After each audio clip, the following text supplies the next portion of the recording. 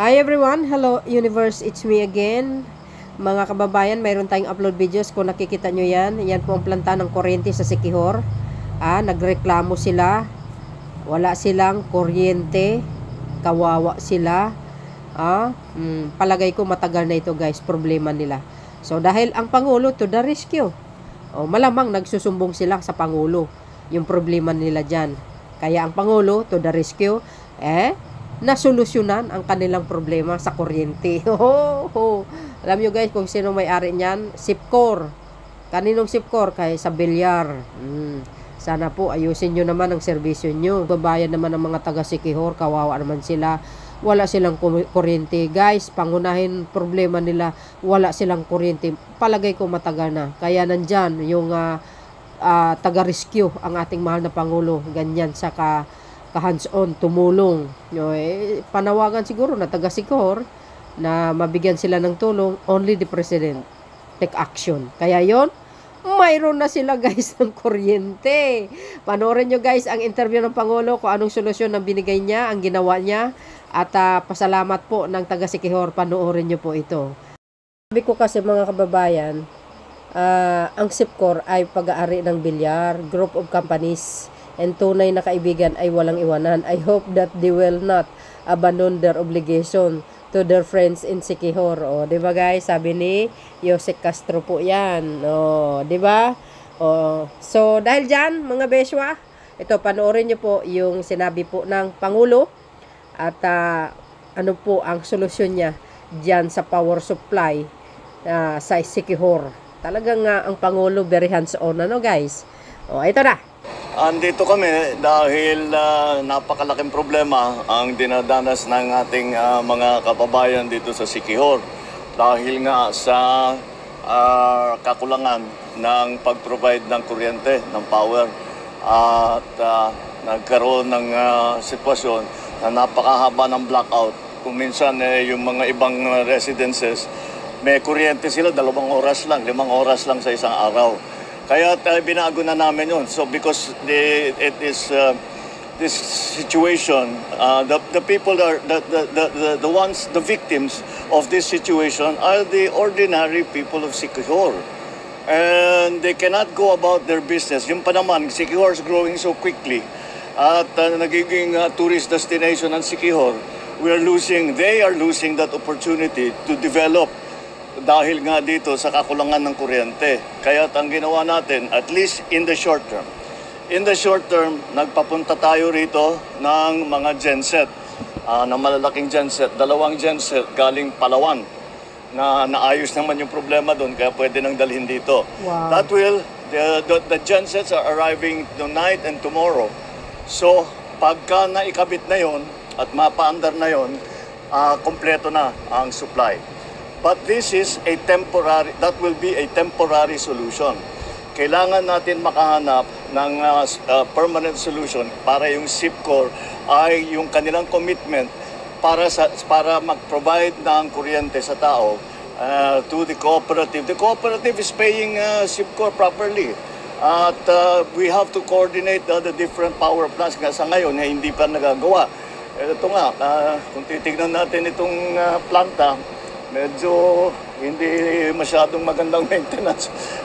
Kaya nakikita natin paano nangyari ito na hanggang ngayon hindi tayo makapag-garantiya ng full service ng ating kuryente. So for our short-term solution, yun na nga, yung 2 genset. Tapos we have given ourselves, sa usapan namin, we have given ourselves a deadline of 6 months for this short-term solution. By 6 months from now, we will then impose whatever new arrangements that we have to do so that 6 months from now, we do not have to resort to the emergency gensets. Now we have to think about fuel supply. Now we have to think about the development of even the transmission lines. We also have to make sure that the generators are working properly. Lahat ito kailangan natin maayos. We have to do this. Sipcor has to live up to its commitments. Ang problema, meron na talagang permanent damage na nangyari sa sistema. Kaya yan, isa pa yan, kailangan nating ayusin. Nagkaroon ng damage dahil hindi umaandar na mabuti. Kaya kailangan natin i-resolve yung problemang yun. But that's it. So for now, we have a solution. We will be able to provide power to the island of Siquijor, and we will be able to do that for the next 6 months. In the meantime, in the 6 months, in the interregnum, pag-uusapan namin na mabuti, we will be talking very seriously with SIPCOR to make sure that they, as I said, live up to their commitments at maibalik natin sa tamang sistema ang pag-provide ng kuryente dito sa Siquijor. Wow. So that's the situation that we have right now. Okay? Sir, good morning. Ano po Good morning. Yes, Catherine Tuban, sir, from Radyo Bisdak. Ano po yung assessment natin, sir, base sa ating ginawang inspection po dito, sir, sa SIPCOR, sir? Yun, that's what I just said. That is the assessment. The assessment is that the SIPCOR has to come up with has to live up to their commitments. Maraming kakulangan. We have to repair the damage that has been caused by the collapse of the power supply, and that is the schedule that we have given ourselves. 6 months. 6 months. Yeah, 6 months from now, we will guarantee that there will be a long-term solution. Hindi na itong patsi-patsi na ating kailangan na napilitan natin gawin ngayon. So the government will do its part. SIPCOR must do its part as well. President Carmary Dumama po ang GMA. Binigyan natin ng 6-month target po for the short term. Ilang months naman dito po yung target natin for the SIPCOR for the long-term solution din po, President. And What do you then, mean? ilang years kaya or months kaya for the long-term solution yung sa SIPCOR? The long-term solution is a permanent solution. Yeah. It will not go 6 months nga. 6 months. Hindi. 6 months natin pa-andarin ang itong short-term solution, Jen said. In the 6 months na trabahuhin namin na maayos na para meron na tayong permanent solution na ipapaandar 6 months from now. Paano pag hindi po may bigay ni SIPCOR? Hindi po pwedeng paano hindi bibigay. Hindi pwede. It just cannot be. It's Makulit up yung to the reporter. people na walang kuryente. There, the governor has to explain. He has to explain every day to his people kung bakit walang kuryente. Hindi naman nila kasalanan. Nagbabayad na ang cooperative. Ang problema, yung provider. Kaya yan ang kailangan natin ayusin. Lastly lang siguro, President, may call po kasi yung sa mga sumudun po na for another supplier o provider po sana. Yeah. Open kaya, pwede din po kaya. Because everything is on the table. We just have to examine what is the best solution. We have some very good ideas. The NEA administrator is here, and he has put out at least a framework on what we need to attend to, what will come first, etc., etc. We can give you more detail after we have the detailed planning for that. All right, sige. Maraming salamat. Thank you. Guys, narinig nyo? Yung sinabi ng Pangulo, SIPCOR, gawin nyo naman ng maayos yung serbisyo nyo. Grabe. O pati yung prime water, may problema din sa Bulacan. Naloko na. So, kung wala ang Pangulo, hindi masolusyonan yan. For sure, matagal na problema nila yan, guys, no? So, dyan yung makikita ang Pangulo to the rescue. Siyempre, siya ang ama ng bayan. So, dahil dyan, guys, no? Panoorin nyo, mga kababayan, itong sinabi po ng mga taga-Siquijor, no? Na nagpasalamat talaga sila. O, lalo na po yung mama na naka-yellow na sombrero. So, dahil dyan, guys, panoorin nyo ito. Sa 6 na generator natin na nag-operational dito sa planta ng Kandanay, bali 3 yung nag-fail. Actually, naging 4 ngayon. Kasi may mga trouble din. Kaya mga deficit natin umabot ng mga more than mga 3 mega. Ginagawa namin ng paraan sa planta para mapabilis kasi ang maintenance kasi na matagal masyadong mga 10 to 15 days Kaya nga naging kami ng sorry sa mga establishment, maraming establishment, mga businesses na nadamay, gano'n. Yun nga, rotational every 4 hours lang yung ano, yung power. Mga 1 to 2 years ang pagpa-process ng ano ngayon. Siguro mga 1 year na lang kasi kung with the help of president or like sa at mga admin mapapadali, mga 1 year na lang siguro. Kasi ang normal niyan 1 to 2 years kasi ang processing ng documents mga 1 year pa bidding pa sa SP.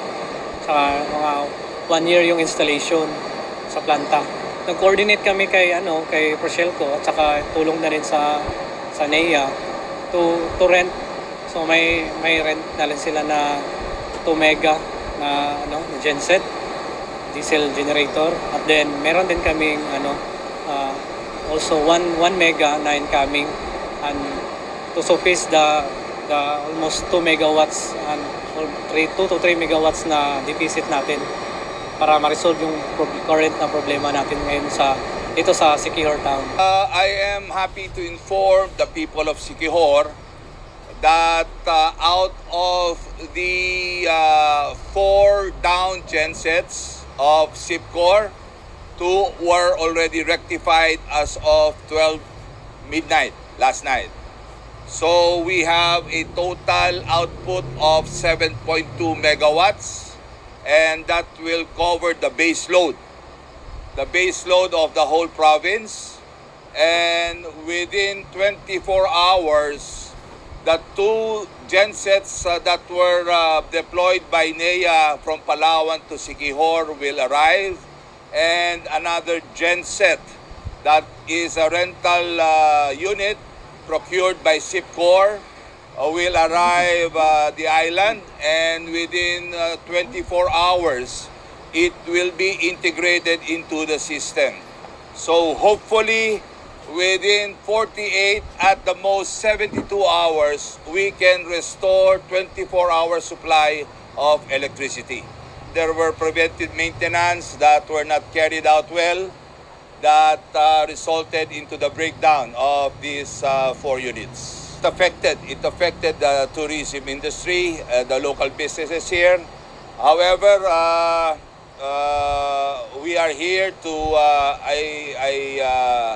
I visited the province to make sure that the rental gensets will be installed properly, and that will be the short-term solution. Now, very timely that I was able to see for myself, and based on my discussions with the management of Procelco, the electric cooperative, I believe NEA, being the agency watching over electric cooperatives, should support Procelco in the upgrade of their sub-transmission assets. SIPCOR is still under close monitoring by NEA. And hopefully, on all this catch-up plan, they can put it in place on a permanent basis. To the people of Siquijor, pasensya na kayo. I mean, sa nangyaring power crisis, and rest assured, the government is all out in trying to restore electricity here. Wag maka-apekto sa negosyo, and no less than His Excellency President Bongbong Marcos will visit Siquijor and make sure that everything will be in order. O, di ba mga kababayan, si PBBM lang ang solusyon para maayos ang kuryente nila? Ganyan ang leader. Siyempre, ama ng bayan. Nagtatrabaho ang Pangulo. Sasabihin naman ng Antay Marcos, walang trabaho, hindi gumagalaw ang Pangulo. Yan ang alam nyo. Kasi wala naman kayo talagang alam. So yun guys, marang ating mahal na Pangulong Marcos Jr. Thank you Mr. President. Thank you guys sa inyong watching. See you again on my next upload. Bye bye bye and babus. God bless Philippines.